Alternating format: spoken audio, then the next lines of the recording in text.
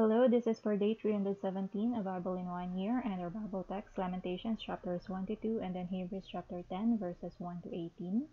So, I've been away for so long, but I'm going to see this through. So, let's begin with Lamentations chapter 1, Lamentations of Jeremiah.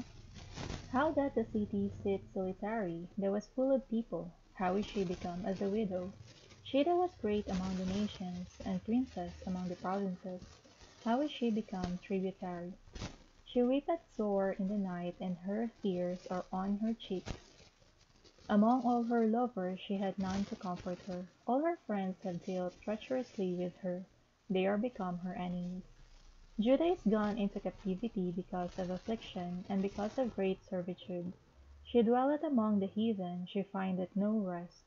All her persecutors overtook her between the straits. The ways of Zion do mourn, because none come to the solemn feast. All her gates are desolate, her priests sigh, her virgins are afflicted, and she is in bitterness.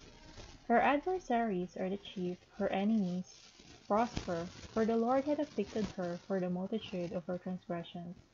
Her children are gone into captivity before the enemy, and from the daughter of Zion all her beauty is departed. Her princes are become like harts that find no pasture, and they are gone without strength before the pursuer. Jerusalem remembered in the days of her affliction and of her miseries all her pleasant things that she had in the days of old, when her people fell into the hand of the enemy, and none did help her. The adversary saw her, and did mock at her Sabbaths. Jerusalem had grievously sinned, therefore she is removed. All that honored her despise her, because they have seen her nakedness. Yea, she sigheth, and turneth backward. Her filthiness is in her skirts. She remembereth not her last end. Therefore she came down wonderfully. She had no comforter. O Lord, behold my affliction, for the enemy had magnified himself. The adversary had spread out his hand upon all her pleasant things, for she had seen that the heathen entered into her sanctuary, whom thou didst command that they should not enter into the congregation. All her people sigh, they seek bread, they have given their pleasant things for meat to relieve the soul. See, O Lord, and consider, for I am become vile.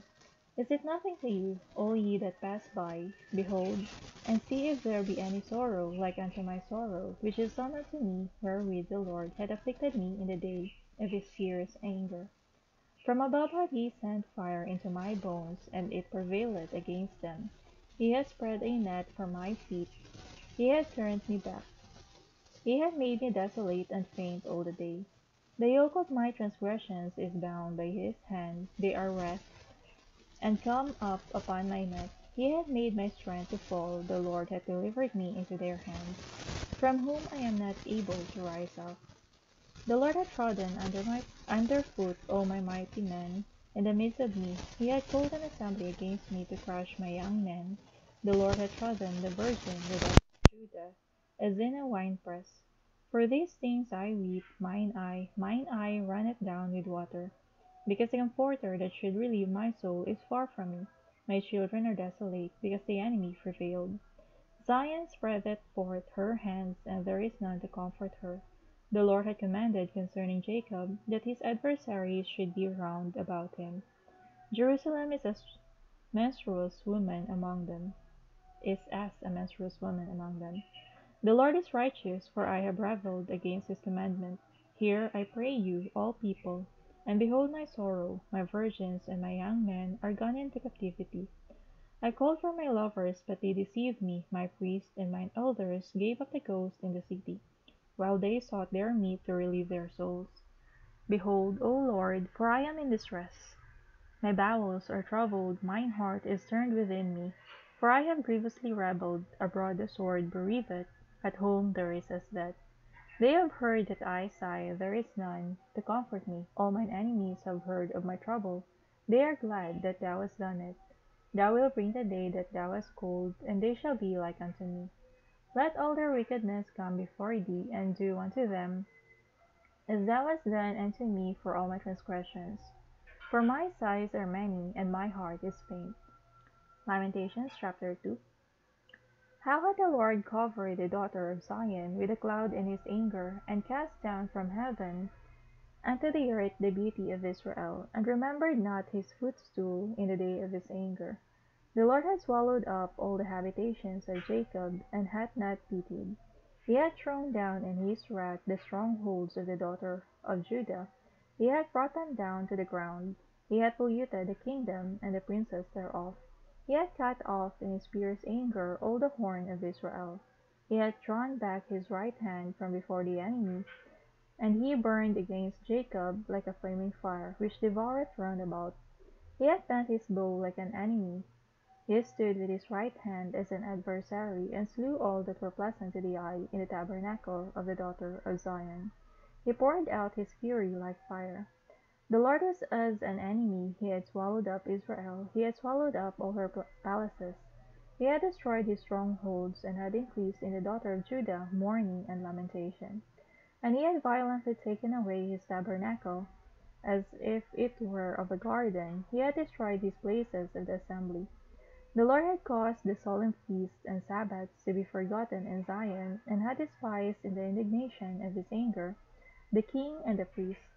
The Lord had cast off his altar, he had abhorred his sanctuary, he had given up into the hand of the enemy the walls of her palaces. They had made a noise in the house of the Lord, as in the day of a solemn feast.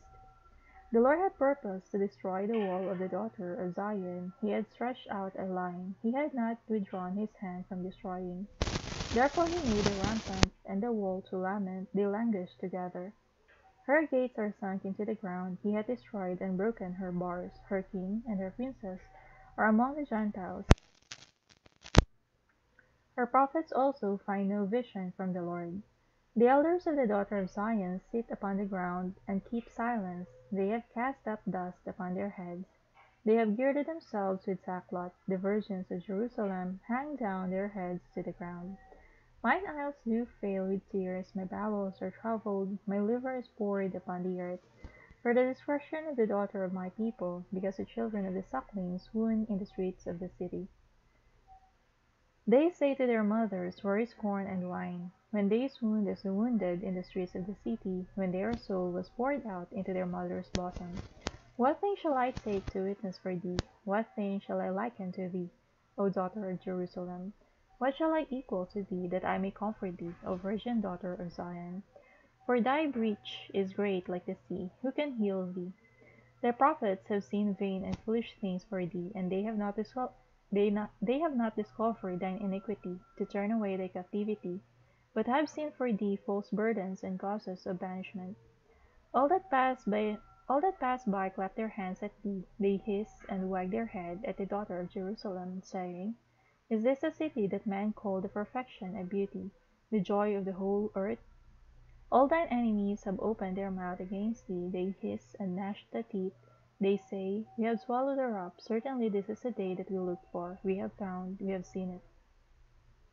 The Lord had done that which he had devised. He had fulfilled his word that he had commanded in the days of old.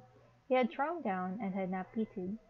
And he had caused thine enemy to rejoice over thee. He had set up the horn of thine adversaries.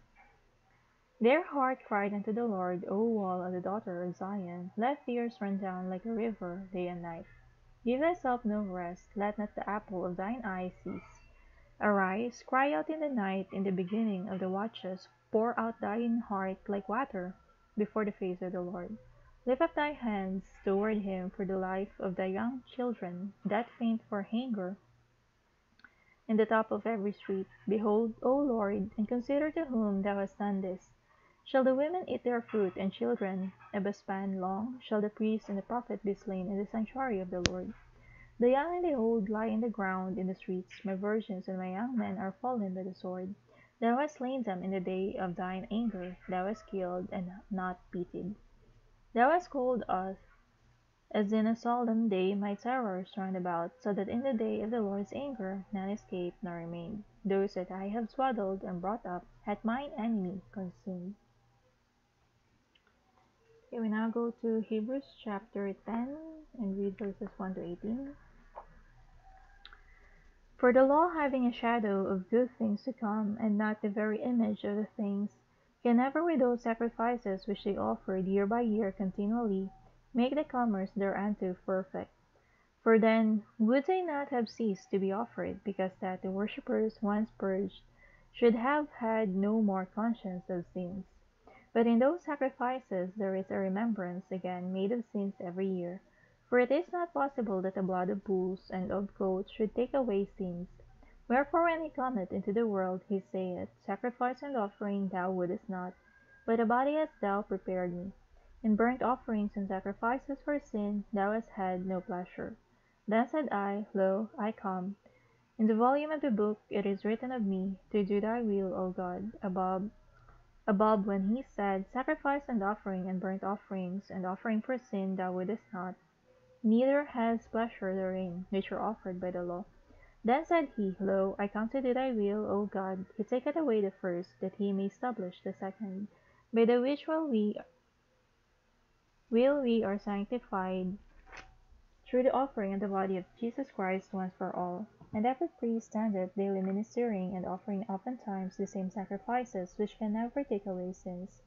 But this man, after he had offered one sacrifice for sins for ever, sat down at the right hand of God, from henceforth expecting till his enemies be made his footstool.